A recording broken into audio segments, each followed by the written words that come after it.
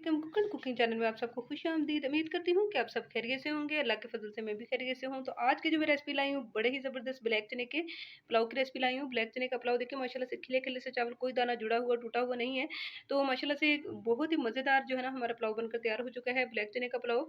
तो खाने में बड़ा टेस्टी और ताकतवर होता है और बनाने में बहुत ही आसान है और लाजवाब है। तो मज़ेदार से चने के पुलाव को कैसे बनाना है, तो चलिए चलते हैं अपनी रेसिपी की तरफ और इस मज़ेदार से पुलाव को बनाना स्टार्ट करते हैं।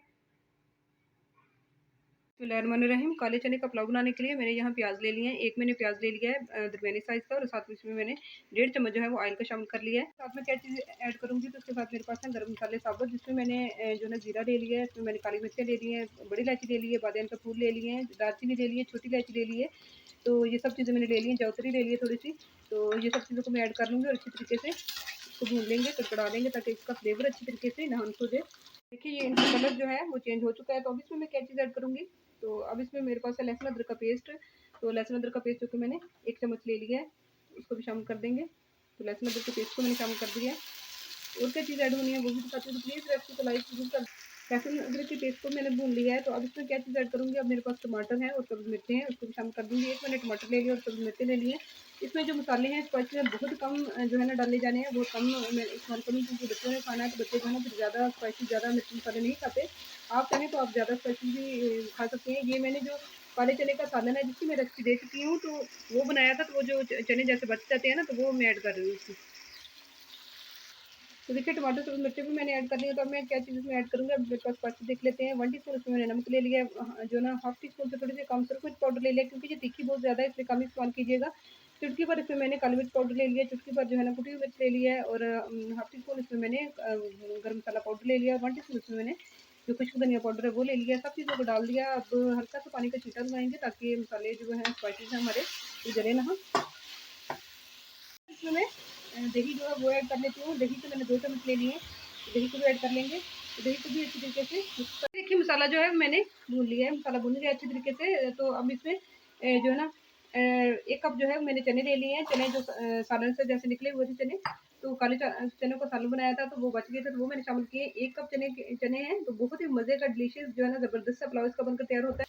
चने जो है वो मैंने शामिल कर लिए हैं। तो अब मेरे पास एक लेमन है, तो लेमन शामिल कर दूँगी। बड़ा ही ज़बरदस्त जो है ये फ्लेवर लाता है हमारे चावलों को, जो है ना खिले-खिले चावल इससे बनते हैं और बड़ा ही ज़बरदस्त फ्लेवर आता है इसका।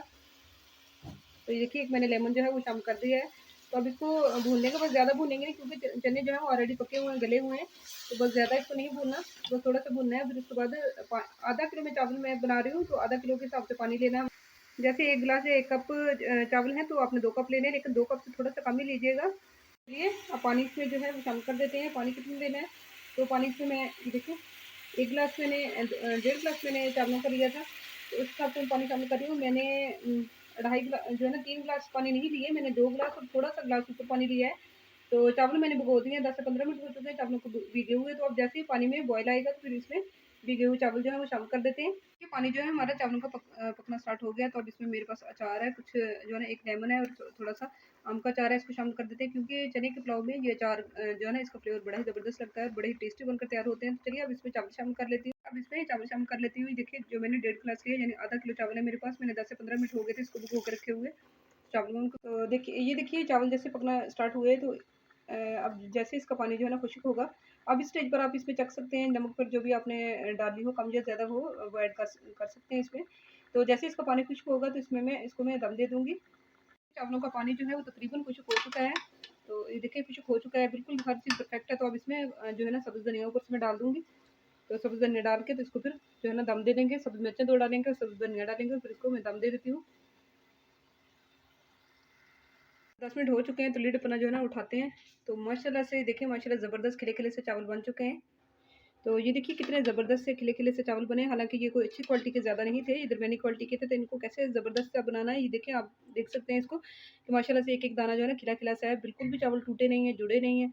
तो चलिए अब इसको अपनी प्लेट में डालकर सर्व करते हैं, फिर आपको दिखाते हैं फाइनल लुक इसकी। बड़ा ही ज़बरदस्त हमारा खिला-खिला सा चने का पुलाव, ब्लैक चने का पुलाव बनकर तैयार हो चुका है। बड़ा ही ज़बरदस्त, बड़ा ही खिला-खिला सा मज़े का बनकर तैयार हुआ है। तो बड़ा ही बनाने में बड़ा ही आसान और खाने में बड़ा ही लज़ीज़ और टेस्टी बना है। आप भी बनाएं, अपनी फैमिली अपने बच्चों को भी बना कर दें। तो चलिए, अगर आपको मेरी आज की रेसिपी चने पुलाव की पसंद आई हो तो प्लीज़ मेरे चैनल को सब्सक्राइब कर दें, मेरी वीडियो को लाइक कर दें और मेरे चैनल को ज़्यादा से ज़्यादा शेयर करें। मुझे तो हमें याद रखिएगा। मिलते हैं आपको अगली मज़ेदार सी रेसिपी के साथ। तब तक के लिए कुक एंड कुकिंग चैनल की तरफ से अल्लाह हाफिज़।